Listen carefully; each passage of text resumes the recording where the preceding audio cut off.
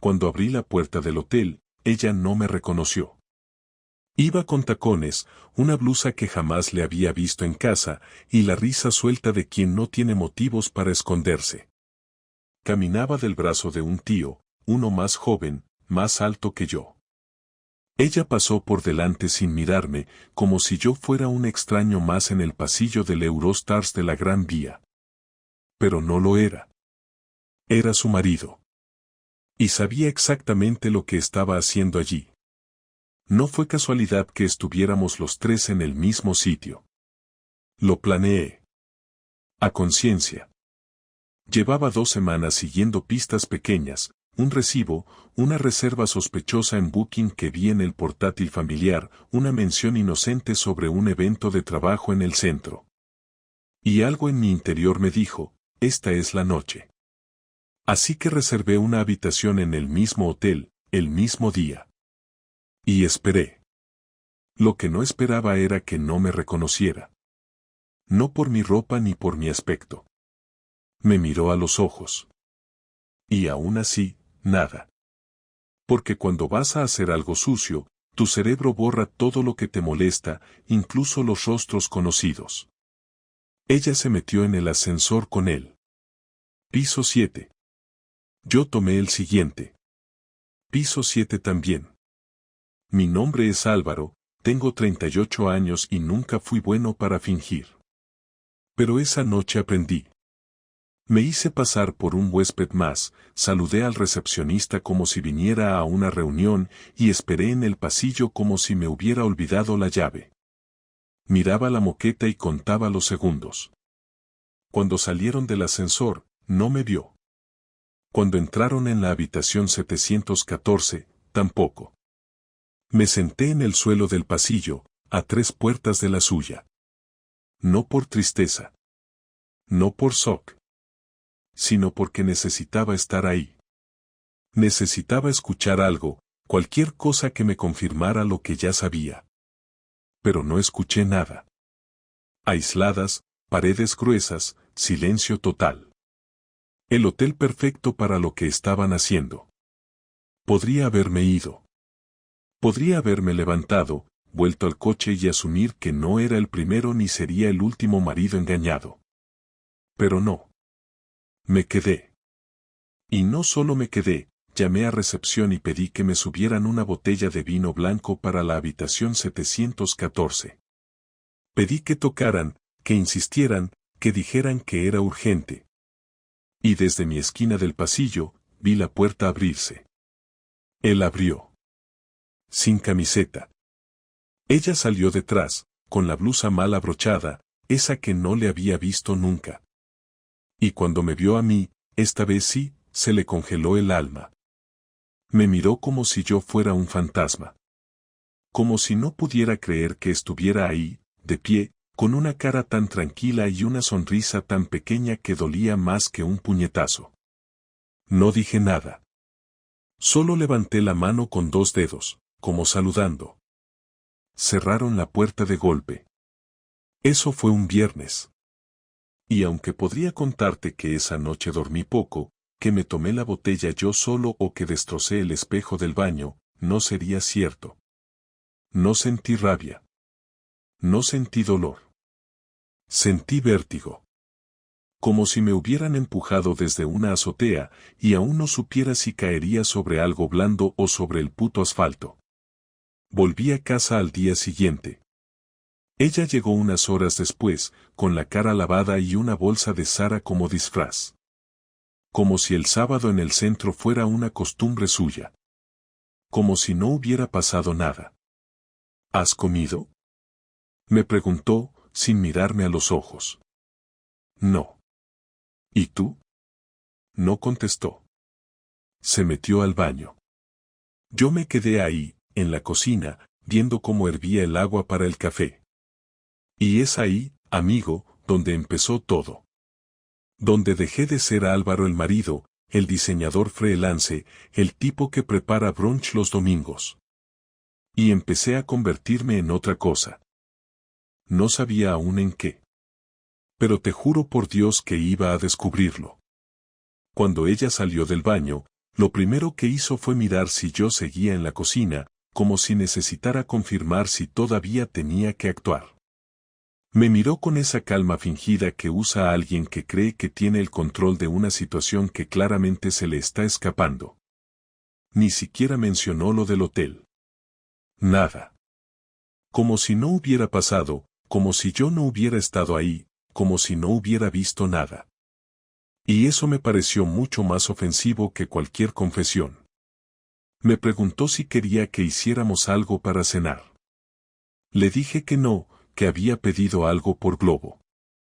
Fue su forma de tantear el terreno. No preguntó dónde estuve la noche anterior. No dijo si durmió bien. No me pidió perdón ni dio explicaciones. Y eso ya era una respuesta. Durante las siguientes 48 horas se instaló un tipo de convivencia que parecía coreografiada. Yo hablaba lo mínimo. Ella también. No porque estuviéramos enfadados, sino porque ninguno de los dos quería activar lo inevitable. Dormimos en la misma cama, pero ella se acostó más tarde que yo las 2 noches, como si esperara que me durmiera para no tener que compartir ese momento. Cuando se metía en la cama, lo hacía en silencio, apagaba la luz sin decir buenas noches y se daba la vuelta. No tocaba su móvil mientras estaba a mi lado. Lo había aprendido. Pero el daño ya estaba hecho, y yo ya había visto suficiente como para necesitar pruebas digitales. Lo más curioso de todo es que ella no sabía exactamente lo que yo había presenciado. Y eso le daba una pequeña seguridad, o al menos eso pensaba ella.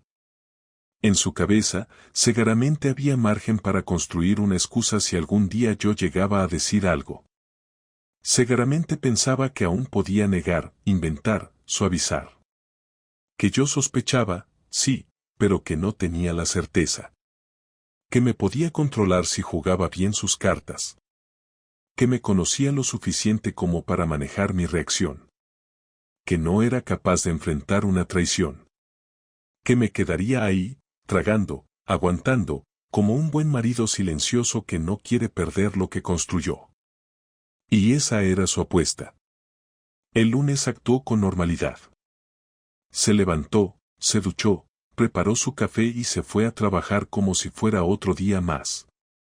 Me dio un beso en la mejilla, uno seco, sin alma, sin contacto real. Yo ya había tomado mi decisión. No pensaba dejar esto pasar. Pero tampoco iba a reaccionar de forma impulsiva. Necesitaba entender con quién estaba casado. No solo saber que me estaba engañando, sino cómo. ¿Cuánto tiempo llevaba? ¿Qué nivel de mentira había instalado en mi casa? ¿Qué tanto de nuestra vida era real y cuánto era puro teatro? Tenía la dirección. Sabía su rutina. Sabía que los martes se quedaba supuestamente hasta tarde en el bufete por una supuesta reunión semanal de equipo. No iba a esperar al próximo. El mismo lunes por la tarde, fui hasta la dirección de las tablas, la del hotel. Me senté en un bar justo enfrente del portal. Pedí una cerveza, saqué el portátil, fingí trabajar. Pasaron 2 horas. A las 8:43, vi su coche. Ella conducía. Él iba en el asiento del copiloto. Se bajaron, caminaron sin prisa, riendo. Ella lo miraba con una expresión que no usaba conmigo desde hacía mucho. Como si el peso de la vida desapareciera cuando estaba con él. Entraron en el portal. No miraron hacia los lados. Ni siquiera miraron si alguien los seguía. No se escondían. Ni un poco. Me fui a casa sin decir nada. Dormí mal. No por tristeza. No por celos. Dormí mal porque empecé a darme cuenta de que no era una aventura. Era una vida paralela. No era un error. Era una decisión. Y eso lo hacía más grave. Al día siguiente, fui a trabajar como si nada. Respondí correos, diseñé una web para una tienda de cervezas artesanas, fui al gimnasio, hice la compra. Cuando ella llegó por la tarde, me dijo que había sido un día pesado, que estaba agotada.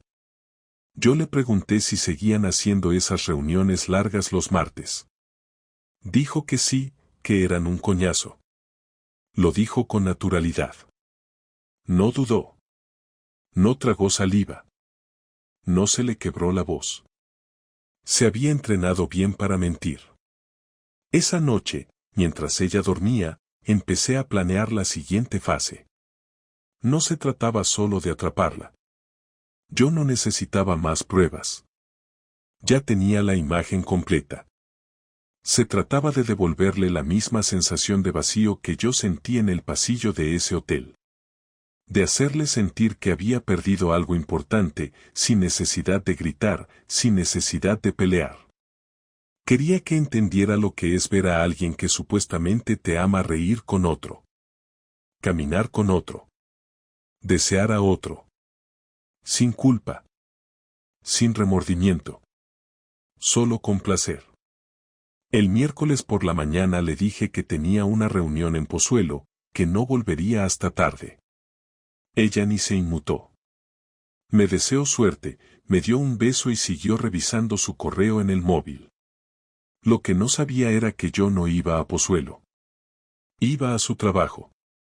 A la calle Serrano. Me paré 2 edificios antes, en una cafetería pequeña. Vi cómo entraba. Vi cómo saludaba a sus compañeros. Me quedé ahí 1 hora, revisando su agenda en la web del bufete. Y justo después, fui a visitar a alguien más. Alguien que ella no esperaba. Alguien que iba a ayudarme a resolver esta historia desde dentro. Su jefe directo, un tal Marcos, con quien ella siempre decía que no tenía buena relación. Pedí una reunión como cliente interesado en contratar asesoría. Nos vimos en su despacho. Me presenté con otro nombre. Le dije que había visto referencias de ellos en LinkedIn. Él fue amable. Me ofreció agua. Hablamos 10 minutos. Le pregunté si podía recomendarme a alguien del equipo con quien trabajar más de cerca. Me dijo que Julia era una de las mejores en derecho mercantil. Yo le sonreí, y le dije que me gustaría saber si estaba disponible para nuevos clientes.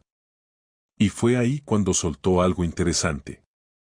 Que ella últimamente estaba demasiado ocupada, que algunos asuntos personales la tenían un poco desconectada, que justo ese mismo día se había ido antes con el chico de prácticas, que parecían estar trabajando en algo juntos.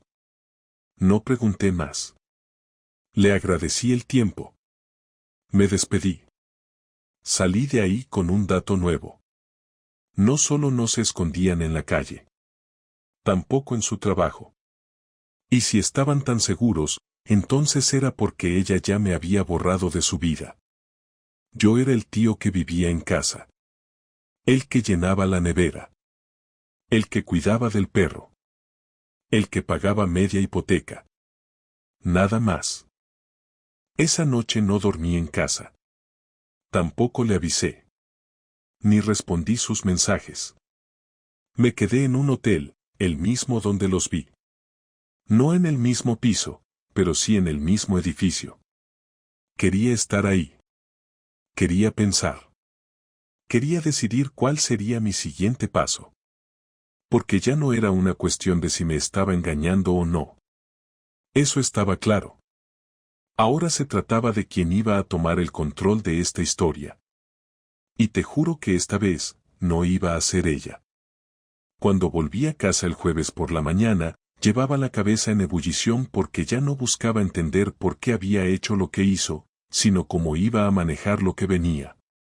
Entré sin hacer ruido, más por costumbre que por intención, y la encontré en la cocina con el portátil abierto y los cascos puestos, como si estuviera en una reunión de trabajo.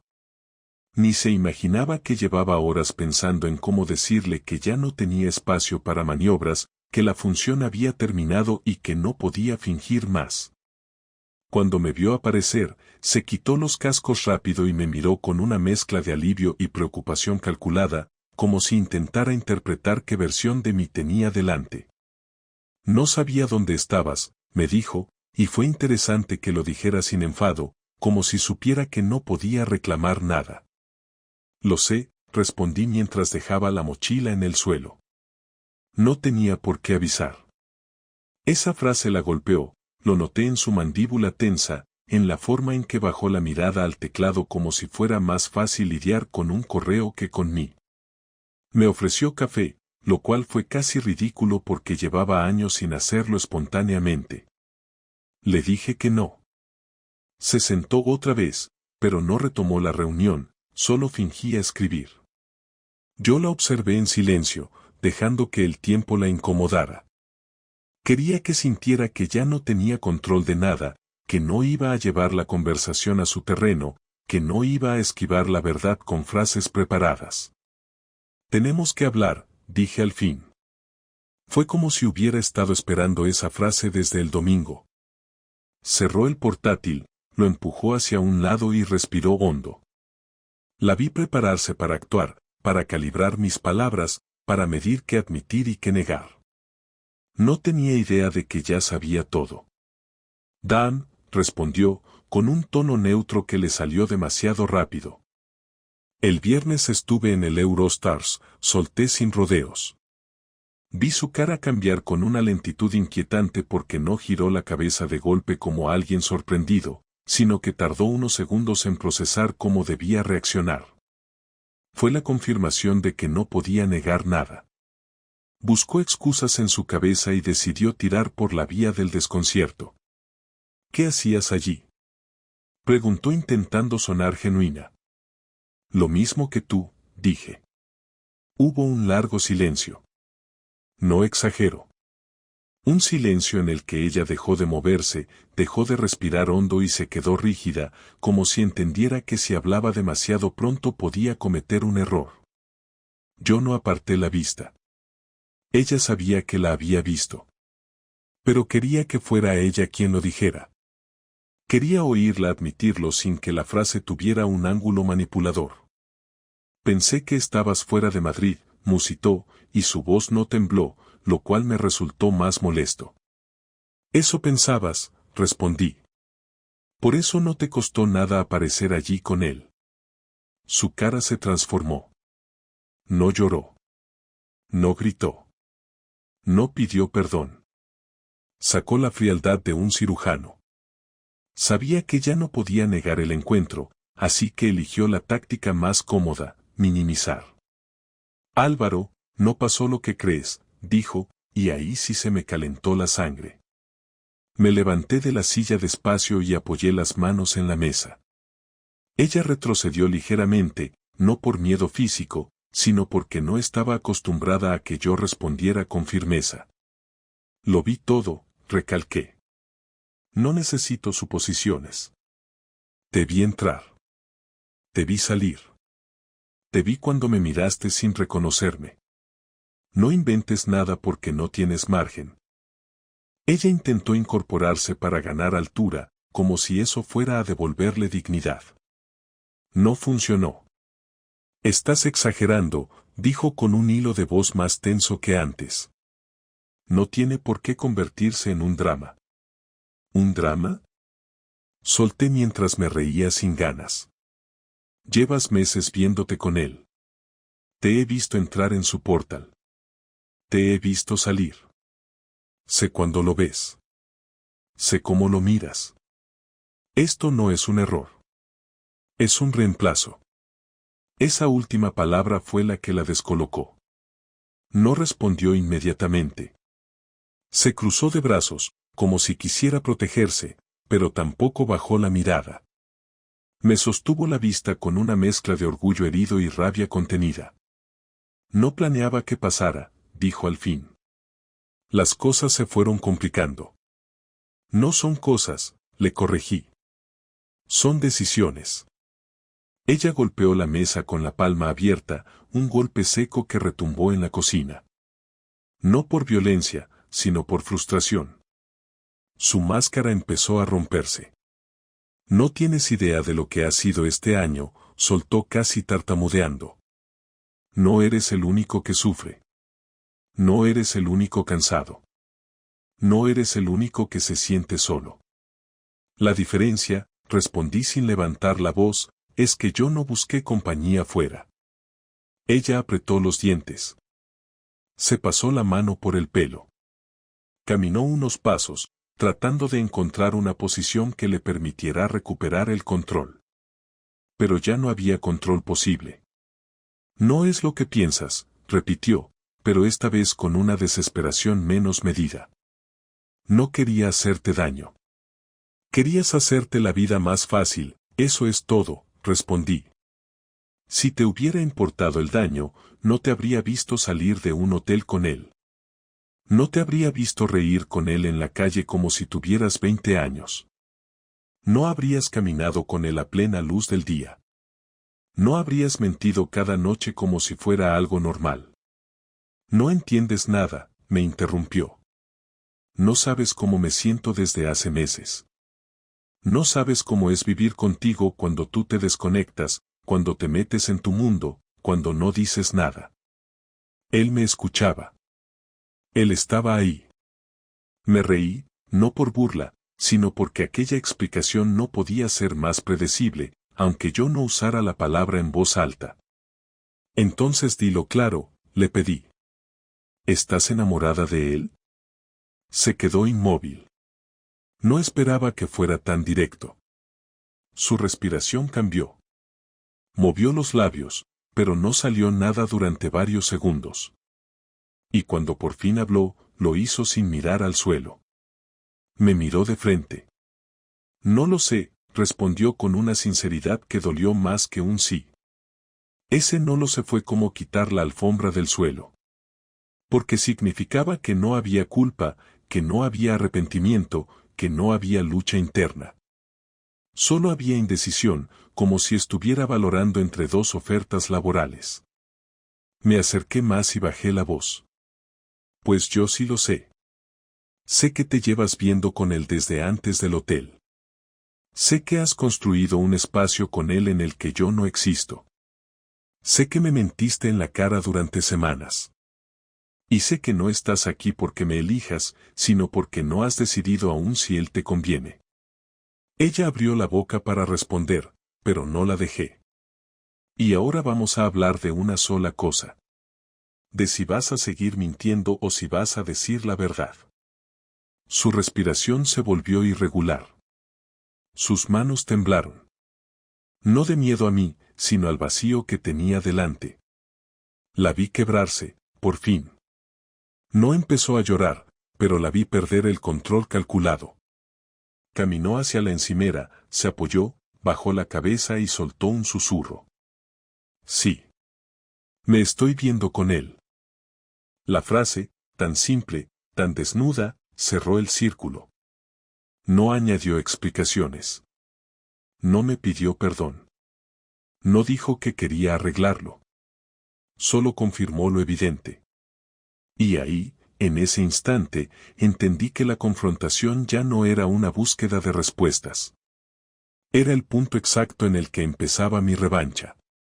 Después de que admitiera que se estaba viendo con él, la casa entera cambió de temperatura. No es una figura literaria, es la manera más simple que tengo de explicarte que el aire dejó de circular.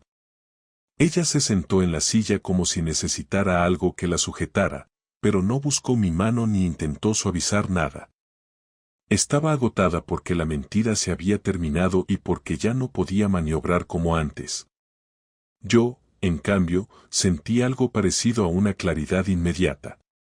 No era calma, tampoco euforia. Era una sensación recta y fría, como si alguien me hubiera puesto una lista delante. Ya no tenía que pensar en qué podía estar pasando, ya no tenía que vigilar, ya no tenía que dudar. Solo tenía que actuar. Ella habló primero. No sé cómo hemos llegado a esto, dijo, evitando mirarme a los ojos. Yo sí lo sé, respondí. Y ahora voy a hacer algo al respecto. Cuando dije eso, levantó la cabeza de golpe, como si de pronto entendiera que lo que venía ya no dependía de ella. Hasta ese momento, por muy acorralada que estuviera, seguía pensando que podía negociar, que podía pedirme tiempo, que podía poner condiciones.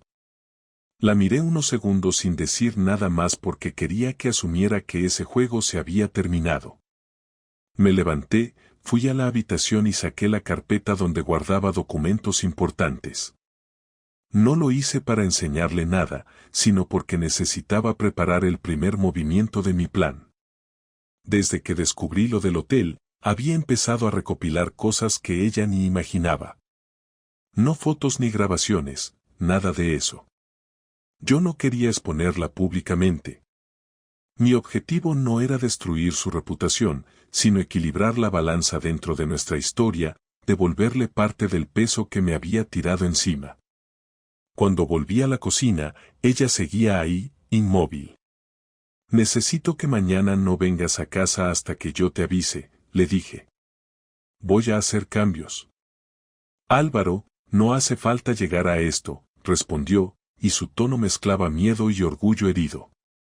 Podemos hablarlo con calma. Lo estamos hablando, respondí sin alterarme. Y lo que viene ahora no es negociable. Ella se llevó las manos a la cara. No lloró, pero estaba a punto. No por arrepentimiento, sino porque se dio cuenta de que ya no podía controlar la situación. Yo tampoco buscaba que llorara. No necesitaba eso para sentir que la venganza era real. Mi objetivo era que sintiera una pérdida inmediata. No una futura. No una abstracta. Una concreta. ¿Qué vas a hacer?, preguntó finalmente.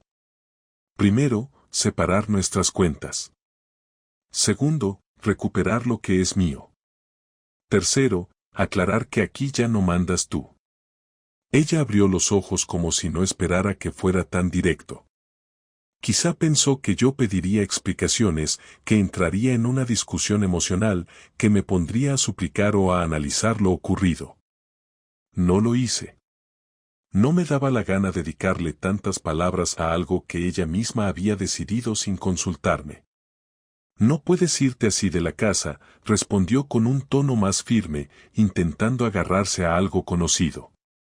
La compramos juntos. Por eso mismo voy a hacer inventario, contesté. Y por eso quiero que mañana no estés aquí. Me miró con una mezcla rara de rabia y miedo. ¿Y qué pretendes exactamente? ¿Vaciar la casa?, preguntó. No, dije. Solo voy a llevarme lo que compré yo. Y voy a dejar de pagar lo que tú usas para tu otra vida. Ella se levantó de golpe. Esto se está yendo de las manos, dijo mientras caminaba en círculos. No quiero una guerra, Álvaro. Pues no la habrías empezado, respondí. No gritaba, no golpeaba nada, no levantaba la voz. Ese era precisamente el punto. Cuando alguien está acostumbrado a que seas paciente y predecible, la frialdad firme se convierte en el golpe más inesperado. Ella intentó acercarse para tocarme el brazo, quizá para reencontrar una dinámica conocida, pero yo me aparté un paso. Mañana, repetí. No estés aquí. Se quedó quieta al escuchar la firmeza exacta en mi voz. Ya sabía que iba en serio. Lo entendió sin necesidad de más explicaciones. Cuando subió a la habitación, cerró la puerta y se quedó allí un buen rato. Yo aproveché para repasar las facturas, contratos y compras que había hecho en los últimos años. Era impresionante la cantidad de cosas que llevaba sosteniendo yo solo mientras ella invertía su energía en otra relación. El ordenador lo pagué yo. El sofá lo pagué yo. La tele la pagué yo. La suscripción del coche compartido también salía específicamente de mi cuenta. Ella contribuía a la hipoteca, sí, pero nada más. No veía problema en llevarse la energía emocional a otro lado mientras yo sostenía la parte práctica. Esa comodidad se acababa. Al día siguiente, ella se vistió muy temprano y se fue sin hacer ruido. No dejó notas, no envió mensajes, no intentó suavizar lo ocurrido. Sabía que cualquier intento sería rechazado. Me dejó la casa para hacer lo que necesitara. Y yo no perdí ni un minuto. Llamé a un servicio de desmontaje y transporte. Pagado por mí. No la incluí en la decisión porque no era una decisión compartida. Quería que cuando volviera encontrara un espacio radicalmente distinto. Que el impacto fuera físico, inmediato y difícil de ignorar. A media tarde, el sofá ya no estaba. La tele ya no estaba. Mi escritorio ya no estaba. La estantería que yo había montado tampoco. Los equipos informáticos, todos míos, fuera. También la bici que compré hace 3 años. Dejé solo las cosas que ella había comprado, una mesa auxiliar barata, un espejo que trajo cuando se mudó, una lámpara que no usábamos, la ropa, su portátil del trabajo y algunos libros. No era un desmantelamiento total, pero sí un recordatorio contundente de quién había invertido en ese hogar y quién no. Cuando terminé, imprimí un documento simple. No un comunicado emocional, no un reproche. Solo un acuerdo temporal de convivencia hasta que definiéramos qué haríamos con la casa. Firmado por mí, con un apartado claro donde ponía que, a partir de ese día, los gastos quedarían divididos estrictamente por uso. Si ella usaba el coche compartido, lo pagaría. Si quería suscripciones, las pagaría. Si quería un sofá nuevo, lo pagaría. Quería que entendiera en términos prácticos lo que había roto en términos íntimos. Ella llegó a las 8 de la tarde. Entró y se quedó clavada en el recibidor.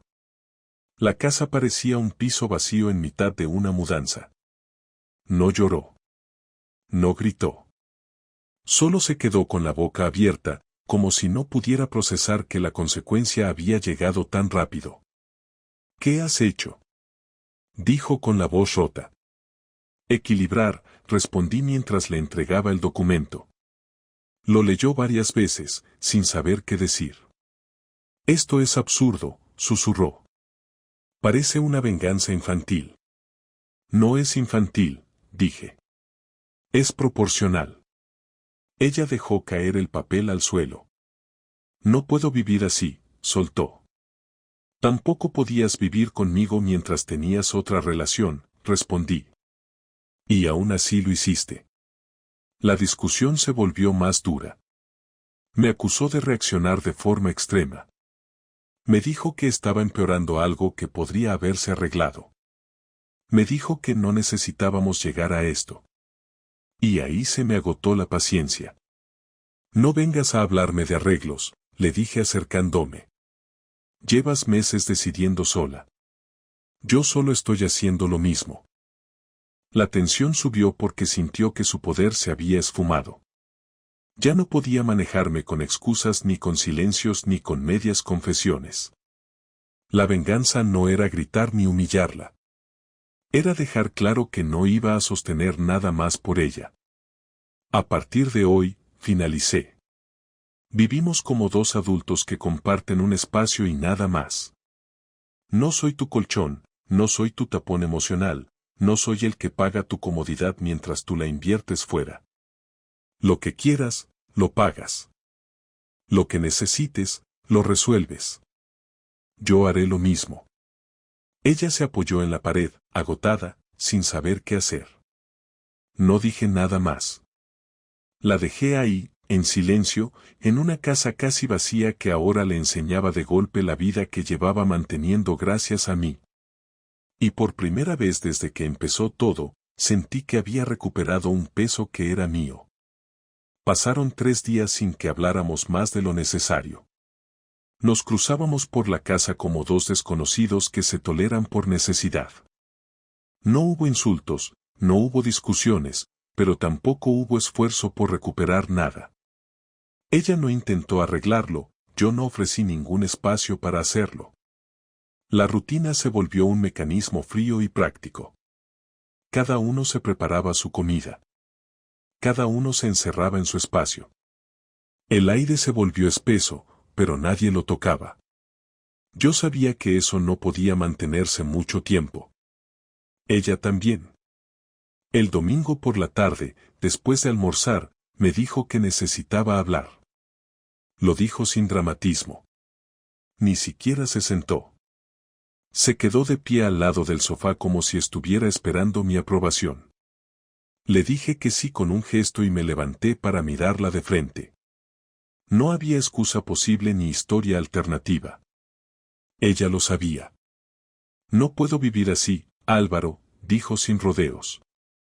No tiene sentido compartir esta casa si vamos a ignorarnos. Tampoco tiene sentido vivir con alguien que te mintió todos los días durante meses, respondí sin levantar la voz. Ella bajó la mirada un segundo, pero luego me sostuvo los ojos. Ya no estaba en modo defensa, tampoco en modo ataque. Se notaba agotada. Estaba parada ahí porque ya no sabía qué más hacer. Tienes razón, admitió. Pero si vamos a separarnos, hagámoslo bien. Esto no es sostenible. No estamos hablando de separarnos todavía, le dije. Lo que hiciste no se resuelve con una decisión mutua. Tú rompiste esto sola. Ahora toca pagar el precio. ¿Qué precio? ¿Dormir en una casa vacía mientras nos evitamos? ¿Tirarnos meses sin hablar más que por correos o mensajes de banco? Preguntó con tono tenso. ¿Ese es el castigo? No es un castigo, respondí. Es una consecuencia. Se sentó, al fin. Yo no. La observé con distancia, sin empatía, pero tampoco con odio.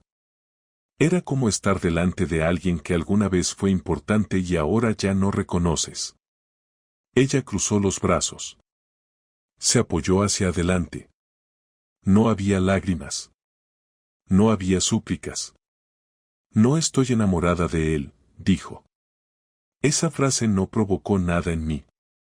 Ni alivio, ni rabia, ni curiosidad. No la contesté. Ella siguió. Fue una distracción. Algo que empezó sin intención, pero fue creciendo porque yo me sentía sola, sin conexión. No estoy justificando nada. Te estoy diciendo cómo lo viví. Me hubieras dicho que estabas desconectada. No me dijiste nada. Elegiste irte por la espalda. No sé qué quieres que haga con esa información ahora, respondí. Quiero que entiendas que no era odio hacia ti. No fue venganza, no fue maldad, agregó. Tampoco fue respeto, repliqué. Yo viví con alguien que me saludaba todos los días sabiendo que me estaba mintiendo. Eso no se borra con explicaciones. ¿Y qué hacemos ahora? Preguntó, mirándome fijo. ¿Nos quedamos aquí hasta que uno se vaya? ¿Hacemos que esto se vuelva una guerra fría infinita? Yo ya sé lo que quiero hacer, dije sin dudar. ¿Y qué es? Preguntó, con un tono más tranquilo. Terminar esto con claridad, respondí. Ir a un abogado, dividir lo que haya que dividir, firmar y cerrar esta historia. No me interesa estar con alguien que me ve como una opción o como un plan B. No soy eso. ¿No quieres ni intentarlo? Preguntó, con una pequeña duda en la voz. No, contesté sin dejar espacio a nada más. Porque ya no hay nada que rescatar. Ella sintió con la cabeza. No dijo nada por un momento. Respiró hondo. Miró alrededor de la casa, como si por primera vez notara que el sofá ya no estaba, que el escritorio había desaparecido, que no quedaba casi nada en común. Lo que más me llamó la atención fue que no intentó usar ningún recuerdo para manipular. No trajo al presente ninguna foto, ningún viaje, ningún momento del pasado. Quizás porque entendía que eso ya no tenía valor. Se levantó y se quedó ahí parada, mirándome con los brazos colgando. Yo sí te quise, dijo, casi en voz baja. Mucho. Pero me fui perdiendo. Y no tuviste los huevos de decirlo, contesté, seco. Eso es lo que me jode. Sí, admitió sin luchar. No te fuiste por tristeza, añadí. Te fuiste por comodidad. Porque allá afuera encontraste algo más fácil que enfrentar lo que tenías aquí. Y cuando eso se acabó, quisiste volver como si no pasara nada. No quise volver, me corrigió. Nunca me fui. Esa frase me hizo soltar una carcajada que no fue graciosa. Me reí porque me pareció absurdo. Me reí porque en su cabeza aún pensaba que todo había sido menos grave de lo que era. Te fuiste en cuanto elegiste ocultar tu vida de mí, le dije. Lo otro fue simplemente el decorado. ¿Y vas a contárselo a todos? ¿A tus padres? ¿A tus amigos? Preguntó de pronto. No, respondí. No necesito que nadie me valide. Esto es entre tú y yo. Ella respiró más tranquila. Y en ese gesto entendí que lo que más le preocupaba no era perderme, sino quedar mal delante de los demás. Y eso me confirmó, una vez más, que todo lo que habíamos sido ya estaba roto mucho antes de esa noche en el hotel. Entonces lo hacemos bien, dijo. Yo empiezo a buscar un sitio. Me mudaré lo antes posible. Me parece bien, respondí. Si necesitas que firmemos algo para que puedas alquilar sin problema, lo haré. Gracias, dijo, con una voz que no sonó agradecida, solo derrotada. Me fui al cuarto y cerré la puerta. No hubo más palabras ese día. Tampoco las necesitábamos. Lo que pasó esa tarde no fue una reconciliación ni un cierre emocional. Fue un trámite. Una última conversación entre dos personas que ya sabían que no volverían a mirarse igual. No hubo abrazos, no hubo lágrimas, no hubo esa escena que la gente espera para cerrar una historia. Fue seco, fue directo, fue real. Y a veces eso es lo único que se necesita para seguir adelante. El día que se fue no hubo discurso, no hubo despedida, ni siquiera me preguntó si quería que dejara las llaves o si prefería que las tuviera por si pasaba algo. Simplemente se llevó 3 maletas, una caja de libros, su portátil y un par de cosas del baño. Yo estaba en la cocina, revisando correos de trabajo, y escuché la puerta cerrarse sin ruido. Ni siquiera intentó hacer un poco de ruido para que me diera cuenta. Fue como si no quisiera regalarme ni el gesto de una salida simbólica. No le escribí para preguntarle si había llegado bien, no me escribió para decir que ya estaba instalada. Supongo que cada uno entendió que lo siguiente no tenía que construirse desde la cordialidad forzada. Pasó una semana entera sin que supiera nada de ella, hasta que me llegó un correo del despacho del abogado con los borradores del acuerdo. Fue limpio, sin rodeos, con las cuentas claras, sin intentos de negociar de más, sin juegos de poder. Se notaba que quería que esto terminara de forma ordenada, al menos en lo legal. En lo emocional, eso ya era otro tema.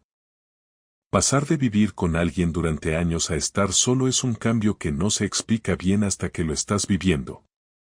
No por tristeza, no por nostalgia, sino por los huecos raros que aparecen en el día a día. El lugar donde dejaba su abrigo, el ruido que hacía con la cafetera, las veces que hablaba por teléfono en voz baja desde el baño. No es que la extrañara, es que el silencio me obligaba a acostumbrarme a mí mismo de nuevo, y eso a veces molesta más que la ausencia. Empecé a llenar la casa con mis cosas, no por despecho, sino porque ya no tenía que pedir opinión. Compré un escritorio nuevo, cambié la tele por otra más grande, reorganicé el armario, vendí el sofá viejo y encargué uno más cómodo. Hacer eso fue más liberador que cualquier grito o discusión. No tenía a nadie mirando lo que hacía, nadie poniendo cara de duda por si algo costaba demasiado o parecía innecesario. Lo que elegía era solo para mí. Empecé a cocinar más, a salir a caminar sin rumbo por la tarde, a ver películas sin tener que discutir qué ver. No es que antes fuera una prisión, pero ahora no había ningún tipo de negociación. La casa empezó a parecer realmente mía. No la compartida, no la dividida. Mía. Me crucé con ella por casualidad una tarde en el barrio, frente a una farmacia. Iba sola. Ella me vio primero. Se detuvo, Me saludó con la mano y yo hice lo mismo. Nos acercamos. No hubo tensión, no hubo agresividad. Solo dos personas que ya no se debían nada. Me preguntó si estaba bien. Le dije que sí. Me preguntó si había seguido con el trabajo de siempre. Le dije que sí. Me preguntó si me había quedado en la casa. Le dije que sí. Le pregunté si estaba viviendo sola. Me dijo que no. Que compartía piso con una compañera de trabajo. No me mencionó a él. Ni una sola vez. Supongo que entendió que no tenía sentido meterlo en esa conversación. Me dijo que había pedido una excedencia de un mes, que necesitaba espacio mental. No le pregunté más. No me interesaba entrar en su proceso. Al final del cruce me preguntó si quería tomar un café, como si todavía hubiera margen para eso. Le dije que no, que prefería dejar las cosas donde estaban. Ella asintió y se fue. No dolió. No me quedó nada girando en la cabeza. Solo confirmé que no la quería en mi vida. Un amigo me dijo que lo mío había sido rápido, que no entendía cómo podía estar tan tranquilo.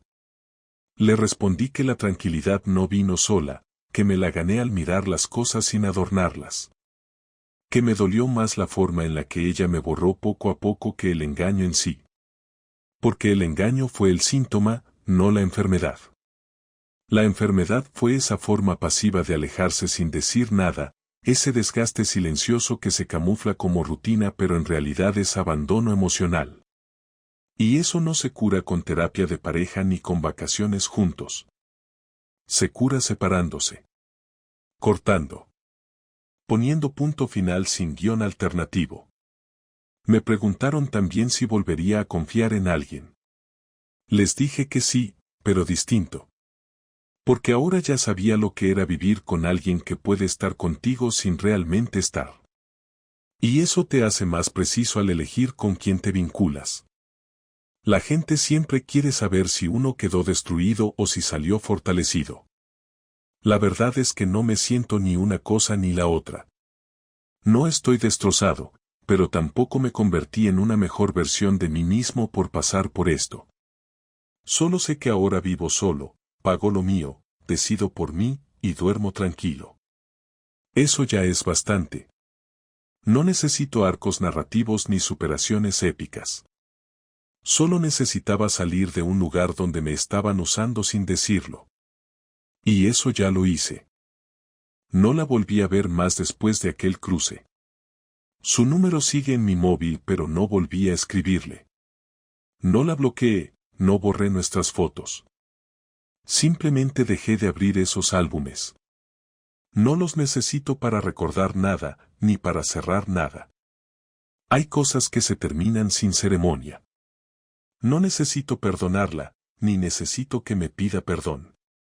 Porque entendí que el perdón no sirve de nada si no hay una intención real detrás. Y en su caso, lo único que quería era salir de ahí sin quedar como la mala. No es mi trabajo limpiarle la conciencia. Yo ya tengo suficiente con limpiar lo que me quedó adentro. Hay días en los que pienso en qué habría pasado si nunca hubiera ido a ese hotel. Si no hubiera descubierto nada. Si hubiera seguido viviendo con ella sin saber lo que pasaba. La verdad, creo que habría sido peor. Porque vivir engañado no es solo no saber lo que pasa. Es perder el respeto por uno mismo sin darse cuenta. Y eso es más jodido que cualquier infidelidad. Así que si tuviera que pasar por todo de nuevo, lo haría. No cambiaría nada. Prefiero la verdad sucia que la mentira limpia. Siempre.